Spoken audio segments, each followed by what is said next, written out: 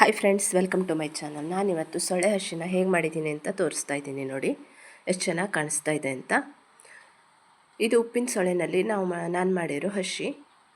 ನಾನು ಹಿಂದಿನ ವೀಡಿಯೋದಲ್ಲೆಲ್ಲ ಹೇಳಿದ್ದೆ, ಹವ್ಯಕರಿಗೆ ಹಸಿ, ತಂಬಳಿ, ಸಾಸ್ಮೆ ಯಾವುದಾದ್ರೂ ಒಂದು ಮೊಸರು ಹಾಕಿರೋದು ನಮಗೆ ಊಟದ ಜೊತೆ ಇರಲೇಬೇಕು. ನಾವು ಬರೀ ಸಾಂಬಾರು, ಪಲ್ಯ ಈ ಥರದ್ರಲ್ಲಿ ಯೂಸ್ ಮಾಡೋದಿಲ್ಲ. ಅದನ್ನೆಲ್ಲ ನೆಕ್ಸ್ಟು ಮೊದಲು ಹಸಿ ಅಥವಾ ಇದನ್ನೇ ಫಸ್ಟ್ ಹಾಕ್ಕೊಂಡು ಊಟ ಮಾಡ್ತೀವಿ. ನೋಡಿ, ಈಗ ಉಪ್ಪಲ್ಲಿ ಹಾಕಿರೋ ಸೊಳ್ಳೆ ಹೇಗಿರುತ್ತೆ ಅಂತ ತೋರಿಸ್ತಾ ಇದ್ದೀನಿ.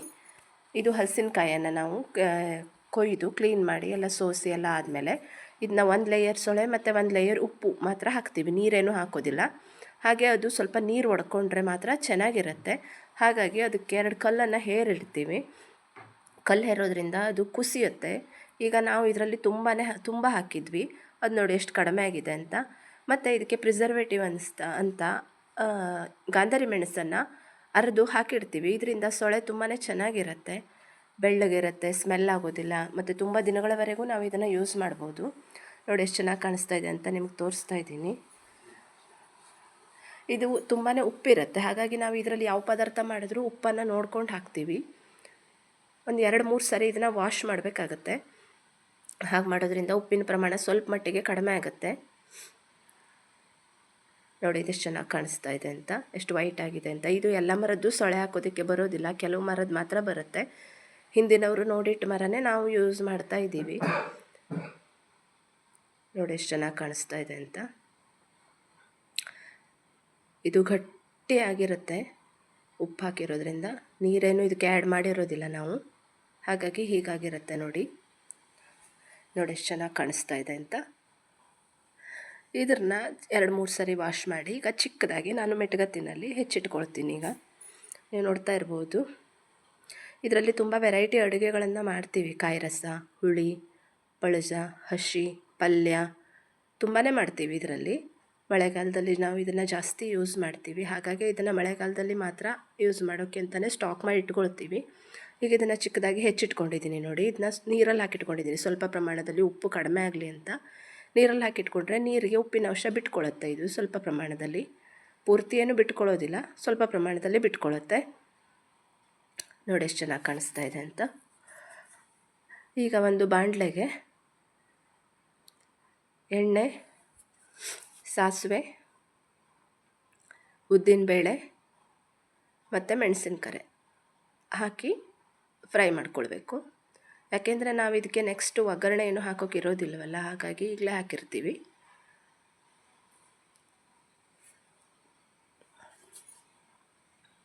ಸಾಸಿವೆ ಕಾಳು ಹಾಕ್ತಾಯಿದ್ದೀನಿ ನೋಡಿ.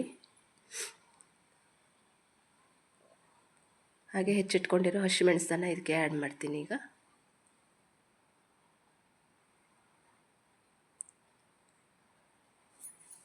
ಹಾಗೆ ಉದ್ದಿನಬೇಳೆ ಕೂಡ ಹಾಕ್ತಾಯಿದ್ದೀನಿ. ನಾವೆಲ್ಲ ಹಸಿಗೂ ಉದ್ದಿನಬೇಳೆ ಮಾತ್ರ ಯೂಸ್ ಮಾಡ್ತೀವಿ. ನೋಡಿ, ಈಗ ಉದ್ದಿನಬೇಳೆನೂ ಹಾಕಿದ್ದೀನಿ. ಇದೊಂದು 2 ನಿಮಿಷ ಫ್ರೈ ಆದ ತಕ್ಷಣ ಚಿಕ್ಕದಾಗಿ ಹೆಚ್ಚಿಟ್ಕೊಂಡಿರೋ ಸೊಳೆನ ಹಾಕ್ತಾಯಿದ್ದೀನಿ. ನೋಡಿ, ಈ ಹಸಿ ತುಂಬಾ ರುಚಿಯಾಗಿರುತ್ತೆ. ನೀವು ಒಂದು ಸರಿ ಮಾಡಿ ಟ್ರೈ ಮಾಡಿ ನೋಡಿ ಹೇಗಾಯಿತು ಅಂತ ನನ್ನ ಕಾಮೆಂಟಲ್ಲಿ ತಿಳಿಸಿ. ನೋಡಿ, ಒಗ್ಗರಣೆ ಎಲ್ಲ ಫ್ರೈ ಆಗಿದೆ, ಹಾಗಾಗಿ ನಾನು ಚಿಕ್ಕದಾಗಿ ಹೆಚ್ಚಿಟ್ಕೊಂಡಿರೋ ಸೊಳೆನ ಹಾಕ್ತಾಯಿದ್ದೀನಿ. ಇದನ್ನು ನಾನು ಹೆಚ್ಚಿಟ್ಕೊಂಡಿರೋ ಬೋಗಣಿಯಿಂದ ಚೆನ್ನಾಗಿ ತೊಳೆದು ತೆಗೆದು ಗಟ್ಟಿಯಾಗಿ ಹಿಂಡಿ ಹಾಕಿಟ್ಕೊಳ್ತೀನಿ. ಹಾಗಾದರೆ ಮಾತ್ರ ಬೇಗ ಫ್ರೈ ಆಗುತ್ತೆ. ಈಗ ಇನ್ನೊಂದು 5 ನಿಮಿಷದಲ್ಲಿ ಇದು ಕಲರ್ ಚೇಂಜ್ ಆಗುತ್ತೆ. ಹೇಗಾಗುತ್ತೆ ಅಂತ ನಾವು ತೋರಿಸ್ತೀನಿ ನೋಡಿ ನಿಮಗೆ.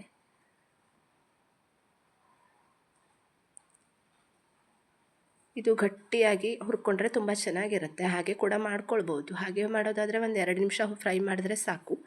ಗಟ್ಟಿ ಆಗಬೇಕು ಅಂದರೆ ಒಂದು 10 ನಿಮಿಷ ಸಣ್ಣ ಉರಿನಲ್ಲಿ ಫ್ರೈ ಮಾಡಬೇಕು ಇದನ್ನು. ನೀವು ಇದನ್ನು ಫ್ರೈ ಮಾಡಲಿಕ್ಕೆ ಇಟ್ಕೊಂಡು ಬೇರೆ ಕೆಲಸಗಳನ್ನು ಮಾಡ್ಕೊಳ್ಬೋದು. ಯಾಕೆಂದರೆ ಇದು ಒಂದು 5 ನಿಮಿಷ ಟೈಮ್ ತೊಗೊಳುತ್ತೆ. ಚೆನ್ನಾಗಿ ಫ್ರೈ ಮಾಡ್ತಾಯಿರಿ. 2 ನಿಮಿಷದಲ್ಲಿ ಕೈ ಆಡಿಸ್ತಾ ಇದ್ದರೆ ಸಾಕಾಗುತ್ತೆ. ಇದೇ ನೋಡಿ, ಹಿಡಿಯೋದಿಲ್ಲ.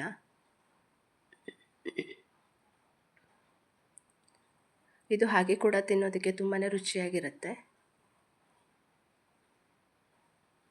ಈಗ ಒಂದು ಮಿಕ್ಸಿ ಜಾರ್ಗೆ 1 ಹಿಡಿ ಕಾಯಿ ತುರಿನ ಹಾಕಿ ನುಣ್ಣಗೆ ರುಬ್ಬಿಟ್ಕೊಳ್ತೀನಿ. ನೋಡಿ, ಈಗ ಒಂದು ಮುಷ್ಟಿ ಕಾಯಿ ತುರಿನ ಹಾಕಿದ್ದೀನಿ. ಈಗ ಇದನ್ನು ನುಣ್ಣಗೆ ರುಬ್ಬಿಟ್ಕೊಳ್ಬೇಕು.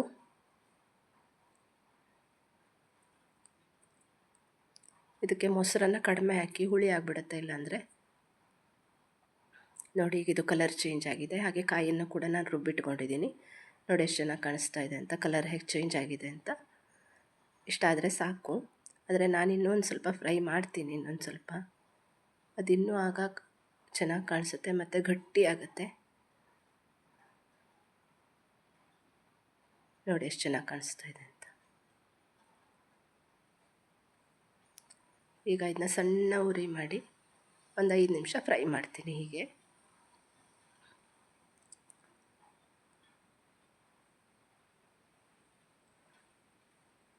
ಇದನ್ನು ಬೇಯಿಸಿ ಕೂಡ ಮಾಡ್ತಾರೆ ತುಂಬ ಕಡೆ, ಆದರೆ ನಮ್ಮ ಮನೆಯಲ್ಲಿ ಇದು ಬೇಯಿಸಿ ಮಾಡೋದಿಲ್ಲ. ನಾನು ಹೀಗೆ ಫ್ರೈ ಮಾಡೇ ಮಾಡ್ತೀನಿ. ಬೇಯಿಸಿ ಕೂಡ ಮಾಡ್ಬೋದು, ಬೇಯಿಸಿದ್ರೆ ತುಂಬ ಮೆತ್ತಗಾಗಿಬಿಡುತ್ತೆ, ಹಾಗಾಗಿ ನಮಗದು ಇಷ್ಟ ಆಗೋದಿಲ್ಲ. ಹೀಗೆ ಮಾಡಿದ್ರೆ ಗಟ್ಟಿಯಾಗಿರುತ್ತೆ. ನೋಡಿ ಇದು ಎಷ್ಟು ಚೆನ್ನಾಗಿ ಫ್ರೈ ಆಗಿದೆ ಅಂತ, ಎಷ್ಟು ಕಡಿಮೆ ಆಗಿದೆ ಅಂತ, ಚೆನ್ನಾಗಿ ಸುಗ್ಗಿ ಕಡಿಮೆ ಆಗಿಬಿಡುತ್ತೆ ಇದು. ಚೆನ್ನಾಗಿ ಫ್ರೈ ಮಾಡಿ ಇಟ್ಕೊಂಡಿದ್ದೀನಿ. ನೋಡಿ ನಿಮ್ಗೆ ತೋರಿಸ್ತಾ ಇದ್ದೀನಿ ಎಷ್ಟು ಗಟ್ಟಿ ಇದೆ ಅಂತ.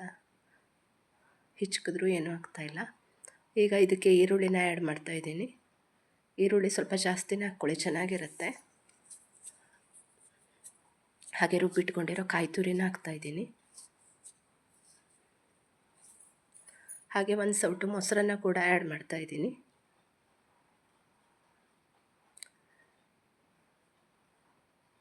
ಈಗ ನಮ್ಮ ಸೊಳೆ ಹಸಿ ರೆಡಿಯಾಗಿದೆ. ಇದನ್ನು ನಾವು ಊಟಕ್ಕೆ ಒಂದು 5 ನಿಮಿಷ ಮೊದಲು ಮಾತ್ರ ಮಿಕ್ಸ್ ಮಾಡಿ ಎಲ್ಲದನ್ನು ಫ್ರೈ ಮಾಡಿ ಮಾತ್ರ ಇಟ್ಕೊಳ್ಳಿ. ಯಾಕೆಂದರೆ ಇದು ಮತ್ತು ಆ ಸೊಳೆ ಈ ಮೊಸರು ಮತ್ತು ಕಾಯಲ್ಲಿರೋ ನೀರಿನ ಅಂಶನೆಲ್ಲ ಹೀರ್ಕೊಂಡು ಗಟ್ಟಿಯಾಗಿಬಿಡುತ್ತೆ, ಆಗ ಅಷ್ಟು ಚೆನ್ನಾಗಿ ಆಗೋದಿಲ್ಲ. ಹಾಗಾಗಿ ನಾವು ಎಲ್ಲ ರೆಡಿ ಮಾಡಿಕೊಂಡು ಪ್ಲೇಟೆಲ್ಲ ಹಾಕಿ ರೆಡಿ ಮಾಡಿಕೊಂಡು ಇದನ್ನು ಮೊಸರು ಮತ್ತು ಕಾಯನ್ನು ಆ್ಯಡ್ ಮಾಡ್ತೀವಿ. ಉಳಿದಿದ್ದನ್ನೆಲ್ಲ ಹಾಗೆ ರೆಡಿ ಮಾಡಿ ಇಟ್ಕೊಂಡಿರ್ತೀವಿ ಅಷ್ಟೇ. ನೋಡಿ ಎಷ್ಟು ಚೆನ್ನಾಗಿ ಕಾಣಿಸ್ತಾ ಇದೆ ಹಸಿ. ಇದು ತುಂಬಾ ರುಚಿಯಾಗಿರುತ್ತೆ ಊಟಕ್ಕೆ. ನೀವು ಒಂದ್ಸರಿ ಟ್ರೈ ಮಾಡಿ ನೋಡಿ ಹೇಗಾಯಿತು ಅಂತ ನನಗೆ ಕಾಮೆಂಟ್ ಮಾಡಿ ತಿಳಿಸಿ. ನಿಮಗೆ ಈ ವಿಡಿಯೋ ಇಷ್ಟ ಆಗಿದ್ರೆ ಲೈಕ್ ಮಾಡಿ, ಶೇರ್ ಮಾಡಿ, ಕಾಮೆಂಟ್ ಮಾಡಿ. ನನ್ನ ಚಾನಲ್ಗೆ ಸಬ್ಸ್ಕ್ರೈಬ್ ಆಗಿ. ನೋಡಿ ಹೇಗೆ ಹತ್ತಿಗಾಗ್ಬಿಡ್ತು ಅಂತ, ತುಂಬ ಬೇಗ ಹತ್ತಿಗಾಗ್ಬಿಡತ್ತೆ. ಈಗ ಒಂಚೂರು ನೀರನ್ನು ಆ್ಯಡ್ ಮಾಡ್ಕೊಳ್ಬೋದು, ಮೊಸರನ್ನು ಬೇಕಾದ್ರೆ ಆ್ಯಡ್ ಮಾಡ್ಕೊಳ್ಬೋದು. ಗಟ್ಟಿಯಾಗಿಬಿಡತ್ತೆ ನೀರನ್ನೆಲ್ಲ ಹೀರ್ಕೊಂಡು. ನೋಡಿ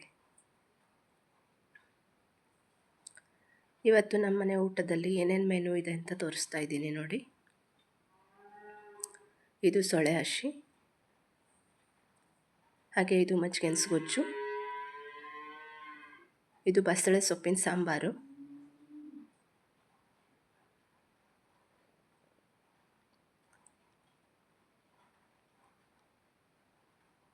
ಮೂರು ಪದಾರ್ಥ ಆಯ್ತಲ್ಲ. ಇದು ಲಾಸ್ಟ್ ಮಾವಿನ ಹಣ್ಣಿನ ಪಾಯಸ. ಮೊಸರಂತೂ ಇದ್ದೇ ಇರುತ್ತೆ, ನಿಮ್ಗೆ ಗೊತ್ತಲ್ವಾ. ನೋಡಿ ಇದು ಬಸಳೆ ಸೊಪ್ಪಿನ ಸಾಂಬಾರು. ಹೀಗೆ 2-3 ಅಡುಗೆಗಳನ್ನು ಮಾಡಿಕೊಂಡು ಊಟ ಮಾಡಿದ್ರೆ ಎಷ್ಟು ಚೆನ್ನಾಗಿರುತ್ತೆ ಅಲ್ವಾ. ನಿಮಗೆ ಈ ವಿಡಿಯೋ ಇಷ್ಟ ಆಗಿದ್ದರೆ ಲೈಕ್ ಮಾಡಿ, ಶೇರ್ ಮಾಡಿ, ಕಾಮೆಂಟ್ ಮಾಡಿ. ನನ್ನ ಚಾನಲ್ಗೆ ಸಬ್ಸ್ಕ್ರೈಬ್ ಆಗಿ. Thank you. Thanks for watching.